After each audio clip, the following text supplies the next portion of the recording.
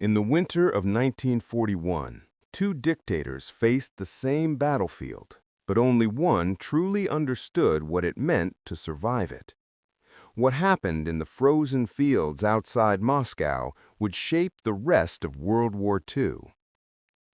The winter of 1941 descended on the Eastern Front with a ferocity that the German army had not prepared for, and the Soviet army had been born into.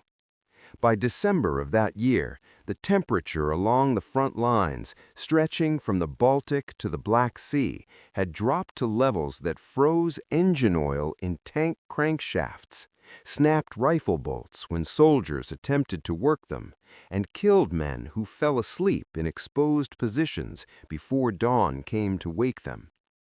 It was cold of a kind that Western Europeans understood intellectually, but had not built into their military planning. Cold that Russian soldiers accepted as the natural condition of winter warfare, and German soldiers encountered as a new and merciless enemy operating behind the lines of the one they had crossed the frontier to fight. Stalin received the intelligence about the German army's condition with the particular quality of attention he reserved for information that confirmed a strategic shift he had been waiting and watching for since the terrible opening months of the invasion.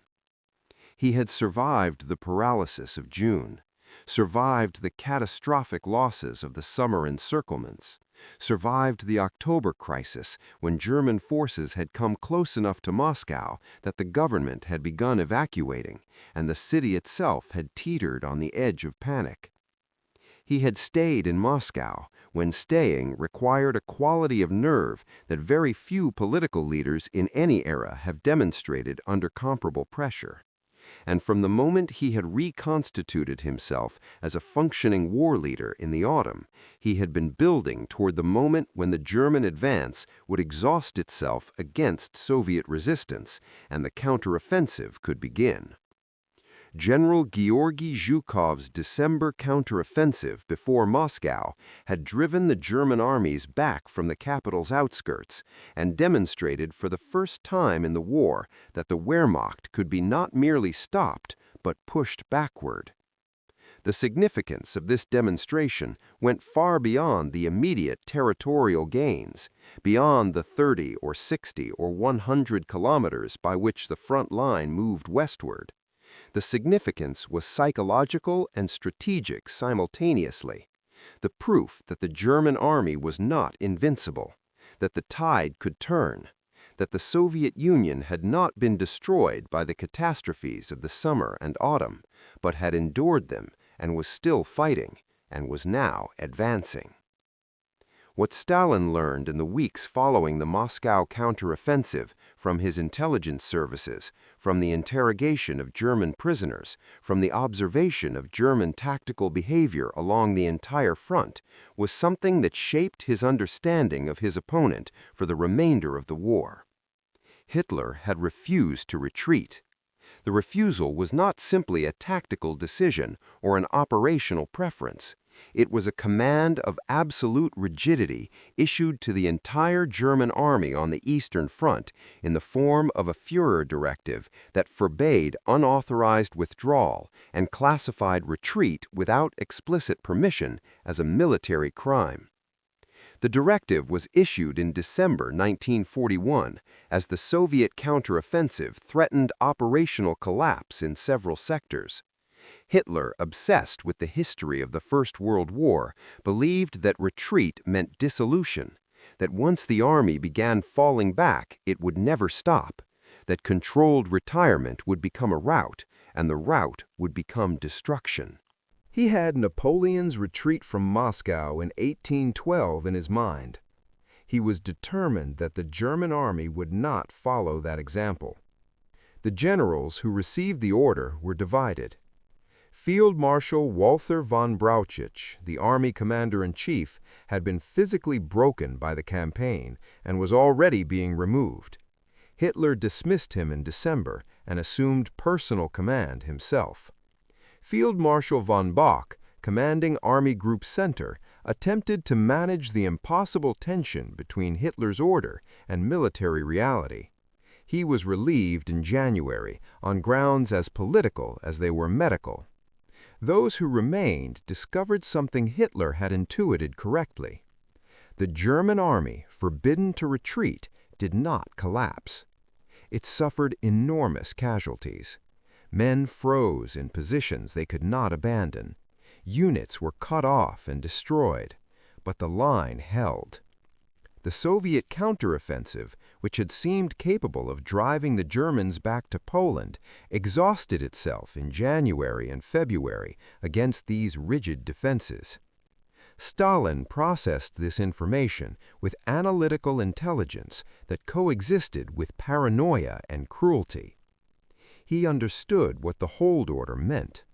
It meant the German army was more resilient than expected. It meant decisive reversal would require sustained pressure. It meant the war would continue under brutal conditions. But it also meant something else. The hold order was consuming German strength.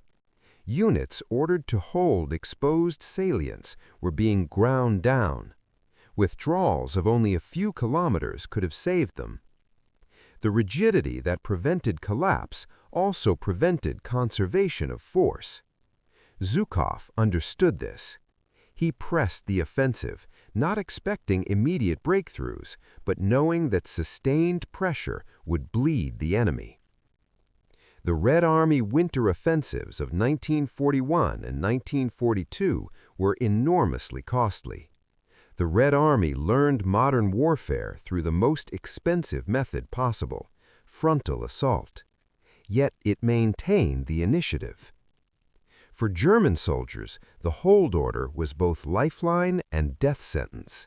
It prevented dissolution. It condemned them to lethal positions. Men froze to death. Entire companies vanished. Stalin's intelligence came from prisoners, intercepted communications, and logistical data. German units had fought continuously since June. No rest, no winter equipment, no rotation. Junior officers were exhausted replacements. The supply system was breaking down.